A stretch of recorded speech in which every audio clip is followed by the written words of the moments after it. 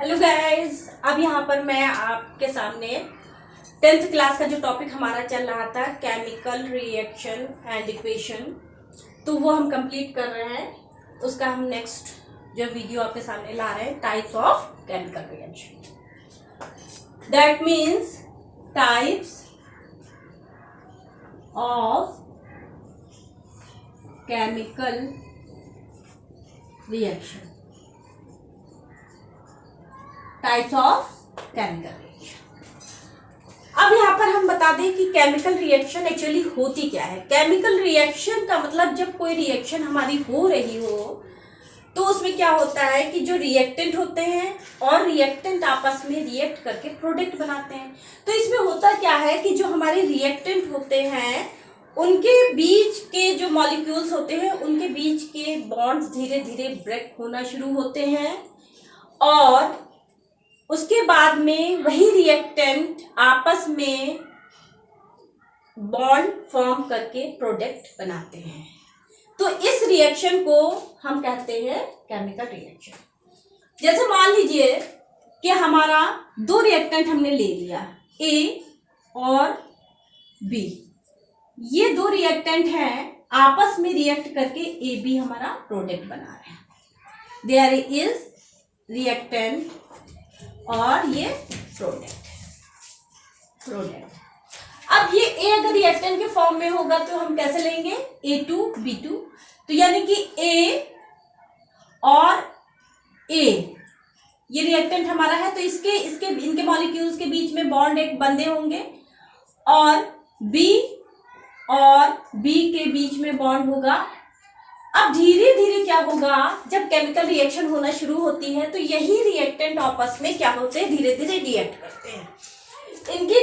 ये बॉन्ड क्या होते हैं, धीरे धीरे हमारे क्या होते हैं, ब्रेक होना शुरू हो जाते हैं। धीरे धीरे बॉन्ड हमारे क्या हो रहे हैं, ब्रेक हो रहे हैं। धीरे धीरे देखिए हमारा बॉन्ड ब्रेक हो रहा है ये। और ब्रेक होने के बाद जब हमारा ये बॉन्ड ब्रेक हो जाते हैं तब ये अपोजिट इससे ये रिएक्टेंट हमारा ए रिएक्टेंट बी रिएक्टेंट के मॉलिक्यूल से रिएक्ट करके कंपाउंड बनाया। ए ने बी से रिएक्ट किया तो ए और बी के बीच में बॉन्ड फॉर्म होना शुरू हो जाता है। देखिए ए और बी के बीच में हमारा बॉन्ड फॉर्म होना शुरू हो जाता है। तो इसलिए इसी तरह से ये हमारा है, दो मॉलिक्यूल यहाँ पर ए और बी के हमारे मिलेंगे, यानी कि 2 मॉलिक्यूल्स ऑफ ए बी। तो ये हमारी क्या कहलाती है, केमिकल रिएक्शन। यानी कि रिएक्टेंट्स के बीच के बॉन्ड का ब्रेक होना और ब्रेक होने के बाद ये जो है क्या होता है, उन्हीं के मॉलिक्यूल्स आपस में रिएक्ट करके, यानी कि जो मॉलिक्यूल्स आपस में रिएक्ट करते हैं धीरे धीरे उन्हीं रिएक्टेंट्स के मॉलिक्यूल के बीच में बॉन्ड फॉर्म होता है और बॉन्ड फॉर्म होने के बाद एक न्यू प्रोडक्ट बनता है। तो ये हमारी कहलाती है केमिकल रिएक्शन। अब इस केमिकल रिएक्शन को होने में हमारी हीट निकल भी सकती है, यानी कि हीट हमारी निकल सकती है और हीट हमको देनी भी पड़ सकती है। तो ये हमारा क्या कहलाता है, केमिकल रिएक्शन।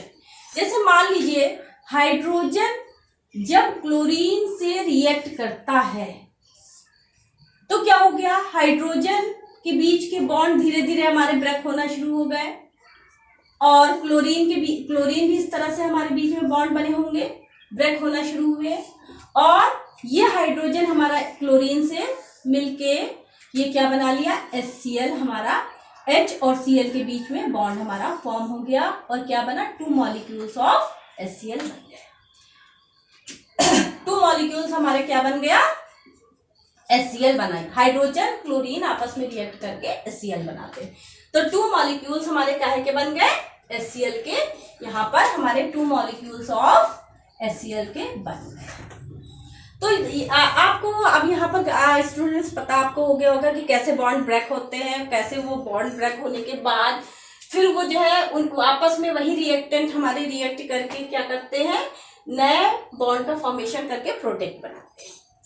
अब यहाँ पर हम आपको पढ़ाने जा रहे थे नया टॉपिक जो हमारा कंटिन्यू हम कर रहे हैं, टाइप्स ऑफ केमिकल रिएक्शन। इसमें सबसे पहले जो हमारी रिएक्शन आती है कॉम्बिनेशन रिएक्शन। कॉम्बिनेशन रिएक्शन यानी कि जो हम पढ़ाएंगे आपको सबसे पहले वो पढ़ाएंगे कॉम्बिनेशन रिएक्शन।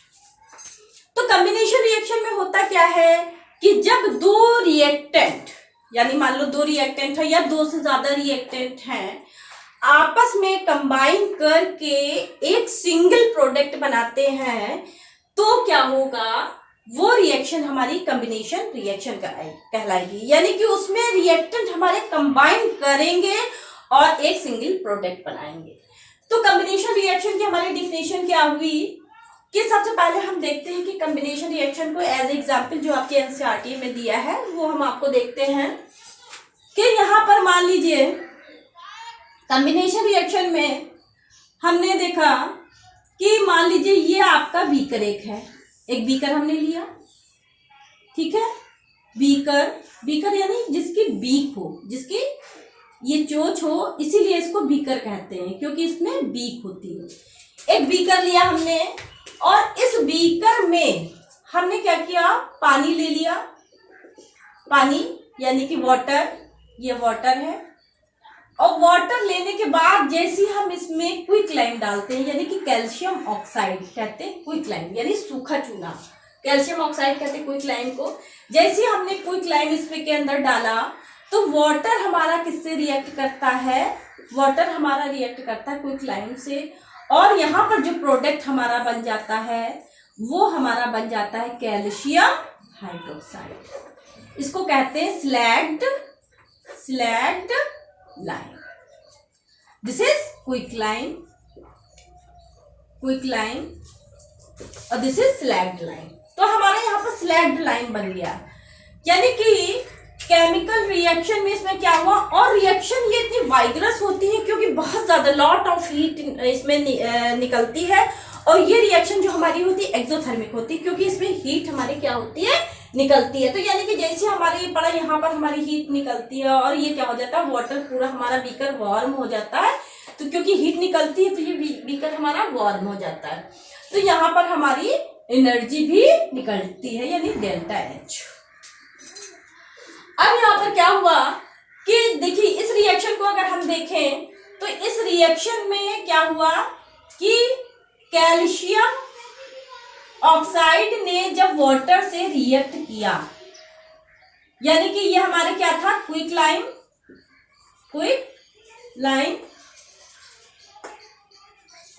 और ये जब हमारा रिएक्ट करता है तो हमारा क्या इसने बनाया, कैल्शियम हाइड्रोक्साइड बनाया, और बहुत ज्यादा से जो हीट निकली, और रिएक्शन एक्सोथर्मिक है तो exothermic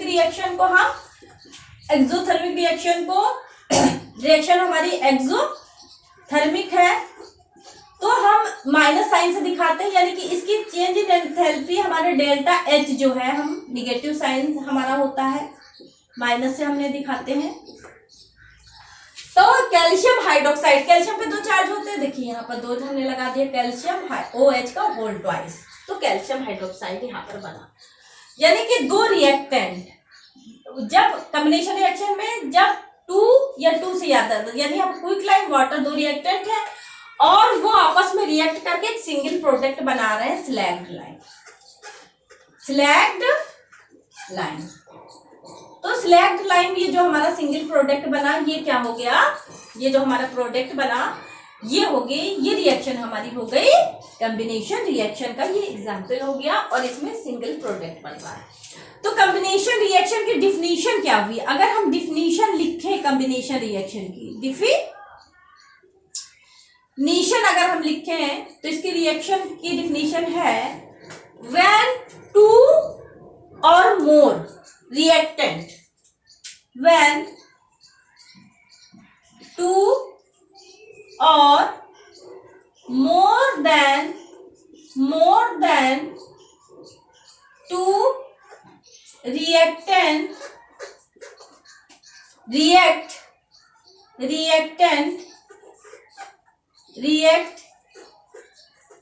to form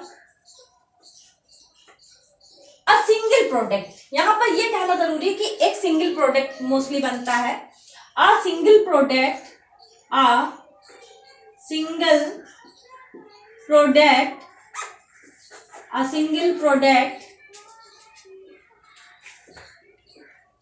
the reaction known as this type this type of reaction is called combination reaction. यानी कि ये कॉम्बिनेशन रिएक्शन का हमारा एग्जाम्पल था, कॉम्बिनेशन रिएक्शन का। अब यहाँ पर जो हमारा स्लैग्ड लाइन बना है, चूने का पानी बना है, तो ये चूने का पानी होता क्या है गाइस कि ये जो चूने का पानी कैल्शियम हाइड्रोक्साइड है, तो ये हमारी व्हाइट वॉश यानी कि इसकी एक एप्लीकेशन जो है, इसकी एप्लीकेशन एक ये है कि ये हमारा चूने के पानी, जैसे कहते हैं चूने के पानी, चूने से घर को पुतवाना है, तो जो चूने से घर को पोतते हैं, तो ये इसकी एक एप्लीकेशन है। यानी कि इसकी एप्लीकेशन क्या है, इसका हम व्हाइट वॉश करने में जो है, इसको वॉल्स की व्हाइट वॉश करने में हम इसको यूज करते हैं। तो जैसे ये हमारा क्या है, ये हमारी वॉल है,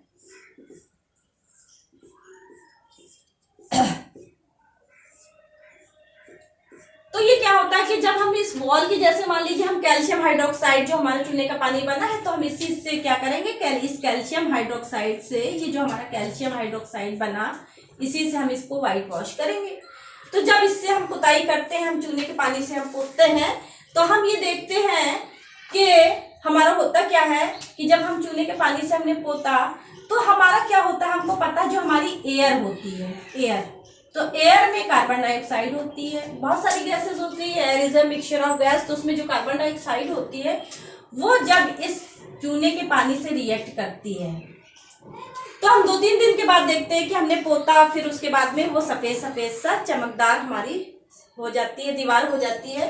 तो इसमें होता क्या है कि ये जो कैल्शियम हाइड्रोक्साइड हमारा है, ये कैल्शियम हाइड्रोक्साइड हमने ये लिया, और ये जो है कैल्शियम हाइड्रोक्साइड से जब पोता, तो हमारा क्या हो गया, जब ये कार्बन डाइऑक्साइड से हमारी रिएक्ट करती है, कार्बन डाइऑक्साइड से जब हमारी रिएक्ट करेगी, तो ये कैल्शियम कार्बोनेट बना लेती, CaCO3, इसको कहते हैं कैल्शियम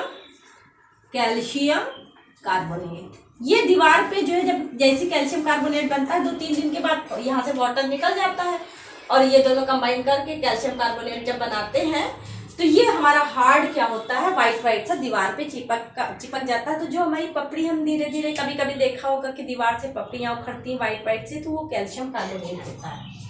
तो कैल्शियम कार्बोनेट हमारा क्या हो गया, बना, और यहाँ से वाटर हमारा क्या हो जाता है, 2-3 दिन में वाटर हमारा क्या होता है, वॉल का सूख जाता है जब हम व्हाइट वॉश करते हैं, तो ये वाटर हमारा एलिमिनेट हो जाता है, यानी कि वाटर निकल गया, तो ये हमारा कैल्शियम कार्बोनेट बनता है। तो वैसे भी कैल्शियम कार्बोनेट जो संगमरमर होता है, जिसको बोलते हैं मार्बल बोलते हैं, संगमरमर नहीं, मार्बल जो होता है वो भी कैल्शियम कार्बोनेट का बना होता है। तो ये हमारा कैल्शियम कार्बोनेट बना।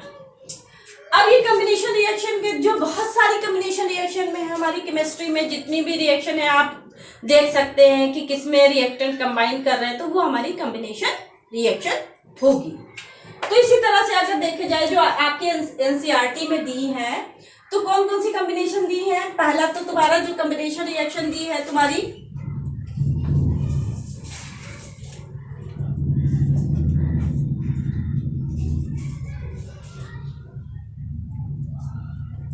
पहली जो तुम्हारी रिएक्शन दी है वो कॉम्बिनेशन रिएक्शन, वो दिया हुआ है burning of coil, burning of, number 1 जो दिया हुआ है burning of coil, burning of coil, oil और कोक भी कह सकते हैं, Coke, burning of Coke, burning of Coke. दूसरी बात आपकी एक रिएक्शन दी है formation of water from hydrogen and oxygen, formation of water from hydrogen, दूसरी जो आपकी एक रिएक्शन दी, आपकी एनसीईआरटी में दी है, जो दूसरी रिएक्शन आपकी दी है वो है बर्निंग ऑफ मीथेन या natural gas, burning of methane को नेचुरल गैस भी कहते हैं, तो बर्निंग ऑफ मीथेन यानी कि ऑक्सीजन उसमें मीथेन से कंबाइन करके जो है बनाती है। और तीसरा जो एक प्रोसेस हमारी बॉडी के अंदर होता है नेचुरल, उसको कहते हैं रिस्पायरेशन। रिस्पायरेशन भी हमारा क्या है, रिस्पायरेशन भी हमारा क्या है, एक हमारा रिस्पायरेशन जो हमारा है वो कॉम्बिनेशन रिएक्शन है। तो इस तरह से हम गाइस देखते हैं कि हमारी ये जो है कॉम्बिनेशन रिएक्शन है। अभी इन कॉम्बिनेशन रिएक्शन को हम थोड़ा डिटेल में पढ़ेंगे। तो ये जो कॉम्बिनेशन रिएक्शन है, अब हम इनकी डिटेल लेते हैं। तो इसमें यहाँ पर आती है सबसे पहले जो हम देखेंगे बर्निंग ऑफ कोक। पहली जो हम अगर देखें तो यहाँ पर हमारी आएगी burning of number 1, burning of Coke, यानी कार्बन ऑक्सीजन जब रिएक्ट करते हैं तो देखो दो रिएक्टेंट हो गए। तो दो रिएक्टेंट जब आपस में रिएक्ट करते हैं तो उन्होंने एक प्रोडक्ट बनाना चाहिए। कॉम्बिनेशन रिएक्शन अगर है तो ये कार्बन डाइऑक्साइड बना रहा है, तो यहाँ पर ये सिंगल प्रोडक्ट बना कि नहीं बना, तो ये कॉम्बिनेशन रिएक्शन है। फॉर्मेशन ऑफ वाटर, अगर हम दूसरी रिएक्शन देख लें, यानी कि देखिए यहाँ पर दो रिएक्टेंट हाइड्रोजन और ऑक्सीजन आपस में कंबाइन करके क्या बना रहे हैं, वाटर बना रहे हैं H2O। यहाँ पर दो हाइड्रोजन, अब यहाँ पर दो ऑक्सीजन, तो यहाँ पर भी दो ऑक्सीजन कर दे, यहाँ पर 4 हाइड्रोजन हो गई तो यहाँ पर 4, देखिए बैलेंस हो गई। यानी कि हाइड्रोजन ऑक्सीजन आपस में रिएक्ट करके यहाँ पर क्या बना रहे हैं, सिंगल एक प्रोडक्ट बना रहे हैं, वाटर। क्या बना रहे हैं, वाटर हमारा बना रहे हैं। दूसरी बात बर्निंग ऑफ मीथेन, यानी कि देखिए अगर हम मीथेन को देखें तो मीथेन यानी कि CH4 जब ऑक्सीजन से रिएक्ट करती है, यानी कि कंबाइन कर रही है, दो रिएक्टेंट है जो आपस में मीथेन यानी कि CH4 मीथेन से कंबाइन कर रहे हैं। तो कंबाइन करने के बाद जब किसी भी चीज का ऑक्सीडेशन हुआ तो हमारा क्या बनेगा, कार्बन डाइऑक्साइड बनेगी और वाटर बनेगा। तो हमारा ये जो है मीथेन को जो ऑक्सीडेशन होगा तो हमारा कार्बन डाइऑक्साइड हमारी गैस बनती है और वाटर हमारा बनता है। तो वाटर तो इवेपोरेट हो जाता है, तो मेन हमारी कार्बन डाइऑक्साइड गैस हो गई। तो देखिए हमारा जो मेन प्रोडक्ट बना रहे हैं वो कार्बन डाइऑक्साइड गैस बना रहे हैं। तो ये भी हमारी कॉम्बिनेशन रिएक्शन हो गई, क्योंकि ये हमारा क्या कर रहा है, मीथेन ऑक्सीजन से कंबाइन कर रहा है, मीथेन ऑक्सीजन से कंबाइन कर रहा है। अब देखिए तीसरा जो हमारा एक प्रोसेस है वो है रिस्पायरेशन। अब गाइस हम यहाँ पर रिस्पायरेशन थोड़ा सा डिटेल में पढ़ेंगे, और यहाँ पर इसमें देखेंगे कि ये किस तरह से हमारी कॉम्बिनेशन रिएक्शन है रिस्पायरेशन। तो हम यहाँ पर ये देखते हैं कि रिस्पायरेशन हमारी किस तरह से कॉम्बिनेशन रिएक्शन है। तो सबसे पहले हम ये देखते हैं कि सबसे पहले जो ऑक्सीजन होती है, ठीक है, ऑक्सीजन हम क्या करते हैं, एटमॉस्फेयर से ले लेते हैं, किसके थ्रू, नोज के थ्रू ऑक्सीजन हम लेते हैं एटमॉस्फेयर से। अब ये ऑक्सीजन जो है हमारी क्या हो गई कि ये जो हमारी ऑक्सीजन जो हमने नोज के थ्रू हमने ली थी, तो गाइस हम ये देखते हैं कि हमारी ये जो है हमने जो ली ऑक्सीजन, तो ऑक्सीजन ये हमारी जो नोज के थ्रू ये ऑक्सीजन गई है, ये हमारी कहाँ जाती है, ये हमारी लंग्स में जाती है, ये हमारे जो लंग्स है इसमें जाती है, लंग्स में, ये हमारे लंग्स है, लंग्स में गई। तो ये जो लंग्स में ऑक्सीजन हमारी गई, तो लंग्स से ये ऑक्सीजन हमारी क्या हुआ, अब ये ऑक्सीजन हमारी कहाँ गई। अब देखिए जो हम फूड लेते हैं, फूड, अब हमने क्या किया, खाना खाया। अब खाना खाने के बाद जैसे हमने मान लीजिए जो खाने में हमारा जो कार्बोहाइड्रेट था, हमने जो कार्बोहाइड्रेट खाया, कार्बोहाइड्रेट खाने में हम कुछ भी खाएंगे, कार्बोहाइड्रेट भी होगा, प्रोटीन होगी, फैट होगा। तो अब मान लीजिए खाने में जो हमने कार्बोहाइड्रेट खाया, तो कार्बोहाइड्रेट हमें क्या होता है कि जो हम कार्बोहाइड्रेट जो क्या होता है वो धीरे धीरे एंजाइम्स उस पर रिएक्ट करके कार्बोहाइड्रेट को सबसे छोटे एक मॉलिक्यूल में तोड़ देते हैं, ग्लूकोज में। काहे में तोड़ देते हैं, ग्लूकोज में तोड़ देते हैं, यानी कार्बोहाइड्रेट ब्रेक होता है ग्लूकोज में। इसी तरह प्रोटीन जो है हमारी, प्रोटीन हमारा जो है लिपिड्स, जो प्रोटीन होती है वो प्रोटीएजेस में, अमीनो एसिड्स में हमारी ब्रेक हो जाती है, अमीनो एसिड्स। और इसी तरह जो हमारा फैट जो होता है वो जो है हमारा लिपिड्स में जो है ब्रेक होता है। तो ये जो ग्लूकोज और ये जो है आपस में, अब ये क्या होता है, ये जो हमारे जब छोटे छोटे ये ब्रेक होकर, तो ये जो हमारे जो क्या जो होते हैं, जब डाइजेस्टिव सिस्टम इसको बिल्कुल ब्रेक करके इसका जूस निकाल के हमारे बॉडी के हर सेल में भेजता है। तो मान लीजिए कि हमारी बॉडी की ये जो जितनी भी बॉडी सेल होंगे सब में ये जाएगा। अब हमारा क्या हो गया, मान लीजिए ये हमारी बॉडी की सेल है। अब ये जो हमारी बॉडी की ये जो सेल है इसमें क्या होगी, सब चीज होगा, इसमें जितने भी Golgi apparatus, Golgi bodies, nucleus, सब कुछ होगा, जितनी सेल ऑर्गेनेलीज है सारी इसमें होंगी, न्यूक्लियस भी यहाँ होगा। तो ये जब हमारा ये जब जाएगा इस सेल में, ये फूड का जो ये जूस है यहाँ पर जब ये जाएगा छोटे छोटे पीसेस में, तो यहाँ ग्लूकोज ये जो गया है यहाँ पर, तो ये जो ऑक्सीजन हम ले रहे हैं जो लंग्स से जो है, फिर लंग्स ये हमारे ब्लड से होते हुए ये ऑक्सीजन जो हर सेल में जाती है, कहाँ जाती है, हर सेल में ये ऑक्सीजन जाती है। तो जब ये वाली ऑक्सीजन हमारी इस सेल में पहुंचेगी, ये वाली ऑक्सीजन इस सेल में पहुंचेगी, तो ये हमारी फूड से कंबाइन करेगी। ये यानी कि जो हमारा फूड था, अब फूड हमारा चेंज काहे में हो गया, छोटे छोटे ग्लूकोज और अमीनो एसिड, लिपिड्स वगैरह इसमें चेंज हो गया। तो ये ग्लूकोज जो हमारा है यहाँ पर जो, तो ग्लूकोज हमारा जो है या और भी जो चीजें हैं, ये फूड हमारा इस ऑक्सीजन से मिलेगा जब, यानी कि फूड ऑक्सीजन से जब कंबाइन होगा, और कंबाइन होने के बाद ये हमारा क्या देगा, इसका यानी फूड का ऑक्सीडेशन हो गया।